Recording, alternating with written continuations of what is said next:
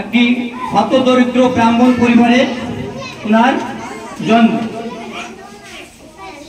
তিনি বা তার পরিবার দরিদ্রতা থাকা সত্ত্বেও তার অধ্যবসায় এবং মেধা তাকে অনেক দূর এগিয়ে নিয়ে যায় এবং তিনি সফল হন। তিনি শুধু ভারতবর্ষ নন, সারা বিশ্বে নন্দিত। তিনি মাদ্রাজ খ্রিস্টান কলেজ থেকে দর্শন বিভাগে স্নাতকোত্তর ডিগ্রি অর্জন করেন এবং দেশ বিদেশে পড়াশোনার পাশাপাশি হিন্দু বেনারস বিশ্ববিদ্যালয়, কলকাতা বিশ্ববিদ্যালয় এবং এমনকি সুদূর প্রসারে ইংল্যান্ডের অক্সফোর্ড বিশ্ববিদ্যালয়েও তিনি অধ্যাপনা করেন। অধ্যাপনার পাশাপাশি তিনি একজন রাজনীতিবিদও ছিলেন। ভারতবর্ষ স্বাধীনতা হওয়ার পর তিনি ভারতের প্রথম উপরাষ্ট্রপতি হন এবং দ্বিতীয় দফায় ভারতের দ্বিতীয় রাষ্ট্রপতি পদ অলঙ্কৃত করেন। তিনি যখন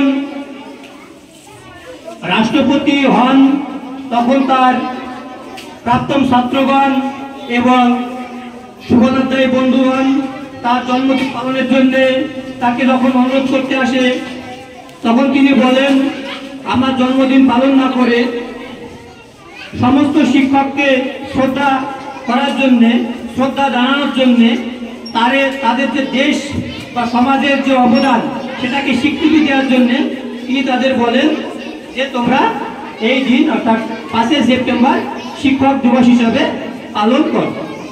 সেই থেকে 1962 সালের পর থেকে সারা ভারতবর্ষে জাতীয় শিক্ষক দিবস পালন হয়ে থাকে। এই শিক্ষক দিবসের মাহাত্ম্য আমাদের সকলকে উপলব্ধি করতে হবে। একজন আদর্শ শিক্ষক হতে হলে, সুষ্ঠুভাবে পরিচালনা করতে হলে, একজন ছাত্রকে যদি সঠিকভাবে মূল্যায়ন করা যায়, ছাত্রটিকে যদি আমরা ভালোবেসে কচিকাচাদের যদি স্নেহের পরই দিয়ে আদর্শ ছাত্রে পরিণত করতে পারি, তাদের ভবিষ্যৎ যদি গড়ে দিতে পারি, তবেই আমরা আদর্শ শিক্ষক হয়ে গড়ে উঠতে পারবো।